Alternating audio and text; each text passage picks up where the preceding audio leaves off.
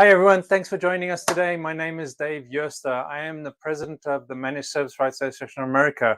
And today we are joined with Ahmed Mahmoud. Ahmed, thanks for joining us and welcome. Thank you, David. Thank you for having me. So Ahmed, you're the CEO of Ocean Solutions. Tell us a bit about Ocean Solutions.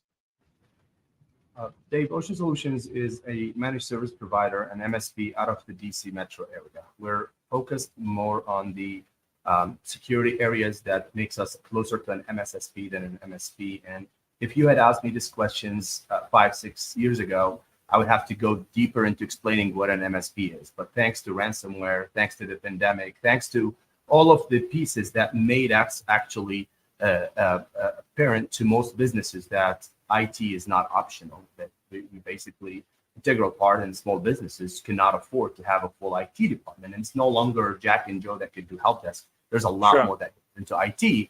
So we became more of a basically part of any business looking into cannot afford to have a full department to basically look into just as outsourcing other aspects of their business. They would outsource their IT needs. So an MSP is a managed service provider that basically handles the small little responsibilities of the IT involvements inside of a company. So it's not the first time I've heard, what you said about the pandemic and how companies automatically blew up with all the tech demands and started reaching and trying to find providers throughout the country. It's definitely not the first time I heard about that. So yes, I understand that and I appreciate that. I think a lot of companies do, right? So you are based outside of the DC metro area, but I was doing a bit of research on the company when I was looking you up, and when we contacted, I noticed in a lot of your pictures on the website, you're very involved in your company. I see you in some of the videos. I see you part of the team. I see you actually getting into what we say into the weeds of technology. Is that a correct statement? That is correct. I try as much as possible to work on my business versus being inside it, but I'm a tech originally, and that's basically something that I'm intrigued by. I can't just hear that they're having a challenge and I want to join some of my senior engineers to try to figure out what's going on. And sure.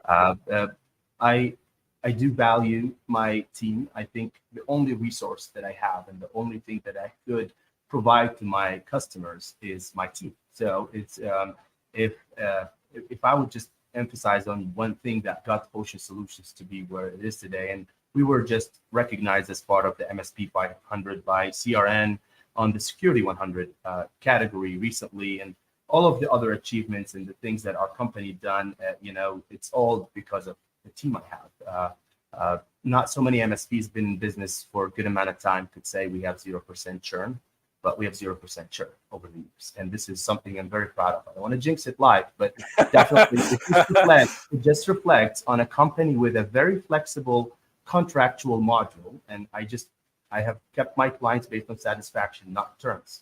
And nobody had chose to walk away. It's just a big kudos to the team. So that's why I'm so attached to them. It's just they're part of my life for sure. So you said something there which I'm going to come back to in a minute. But something else I wanted to focus on before I go back to your team is you've obviously been in tech. You yourself been in tech for a long time. How long have you been in tech, and what is your experience? So I've been a tech before even, I got into this kind of MSP thing. I've been in tech since I was in my teenage time. And I spent initially the years doing regular services because I originally come from Iraq, and I lived there for youth and graduated computer science, worked and helped. That's what ended up getting me into the US. Right off the spot, I start teaching for George Mason Office of Continuing Education Department, teaching Cisco, Microsoft, CompTIA, all that kind of stuff. I'm a Microsoft certified trainer and got a lot of that technical thing under my belt. And then I started involved in the MSP industry 12 years ago, working and partnering with another MSP until I decided to focus my energy out of the teaching and out of the other involvements to be all dedicated to my company, Ocean Solutions. Ocean Solutions existed since 2011 as a consulting firm, but was repurposed as an MSP and rebooted as of June 2019. Ever since, we've grown 100 to 140% year over year, and we support now over 4,500 users across the world. And we have clients in over 10 states now, and we have staff that basically had kept thousands of computers out of harm's way. So your experience is vast. You're not someone who got into tech like 2 years ago. You've been in it for a very, very long time. You know, and if we translate that into your team and what you said earlier on, you know, I don't need to work with you. I just need to look at, you know, some of the images that I see on your website, and I can see that you are a very hands-on person and you're very passionate and supportive of your team. I can see that. And I think anyone else who goes to your website will see that as well.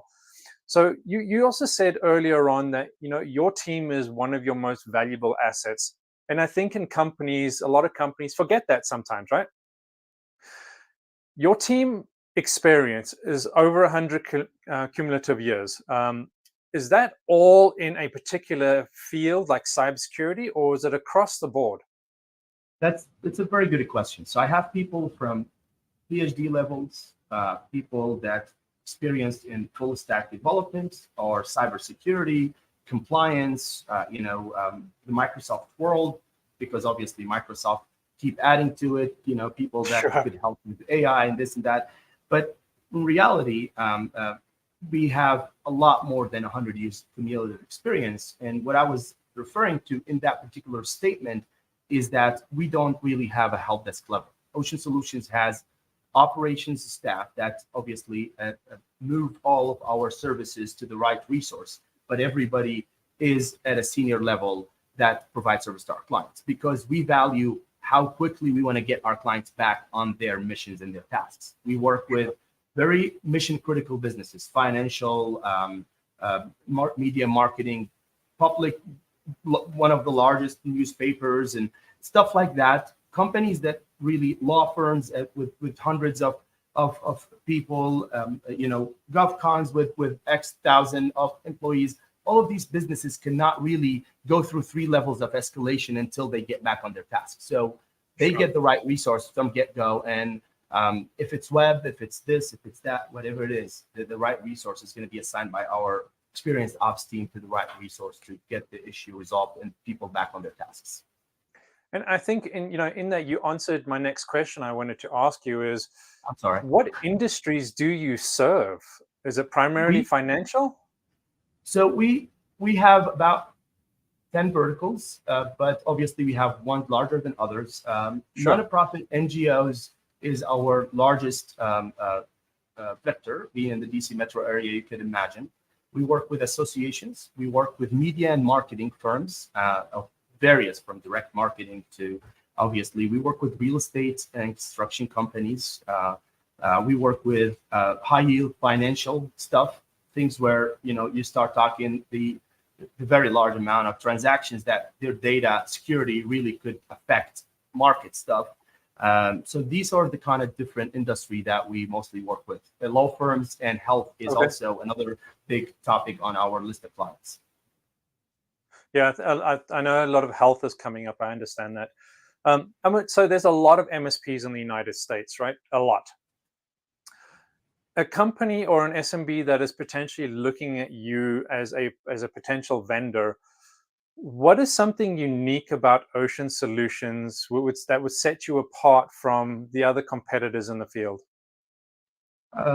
Unfortunately, what sets us apart is everything that other MSPs says it does set them apart.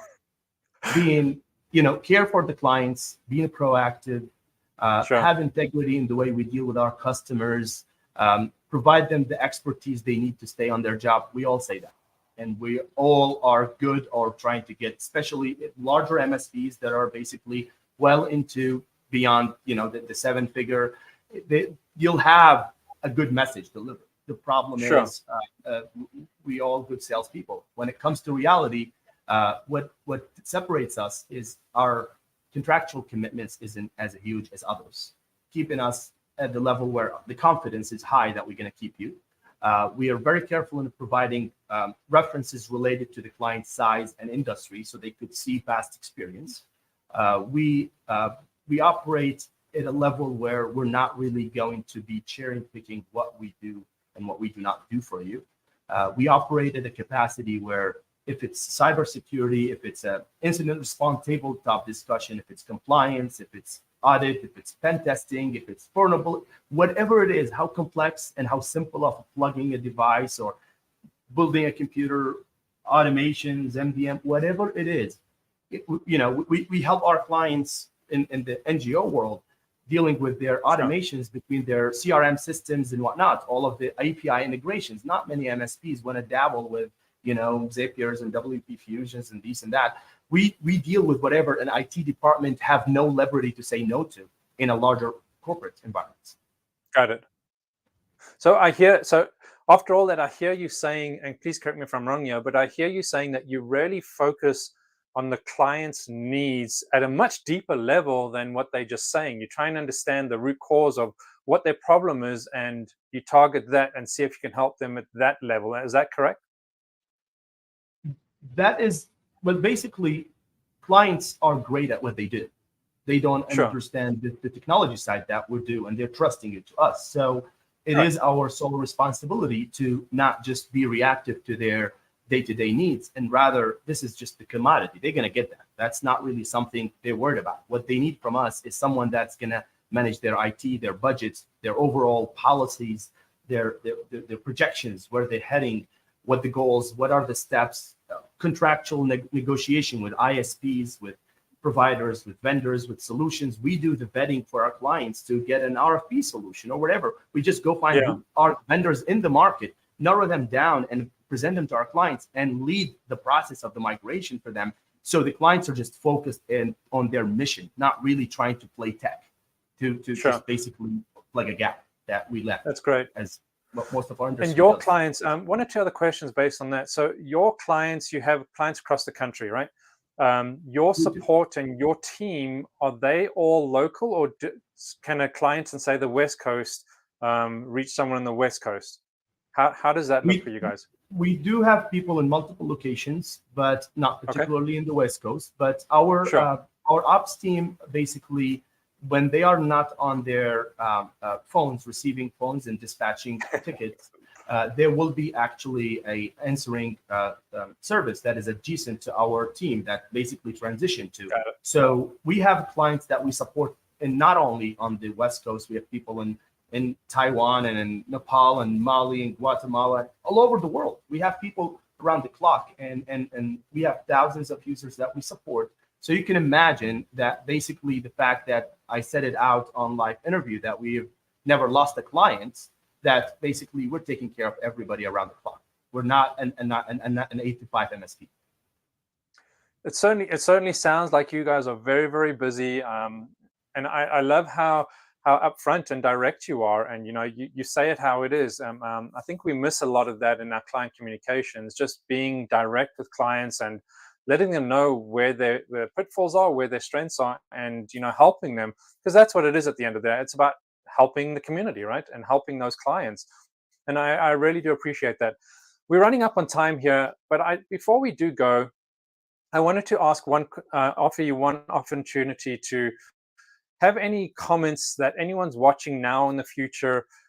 What is it that you would say to someone, whether it's an MSP or a client, to consider when they are looking at an MSP? Well, I would say it was never as safe as it is today, and it will never be this safe again. Security is only getting worse. So do not just look for a break-fix solution provider. Look for somebody that's going to take on your IT responsibilities and on it.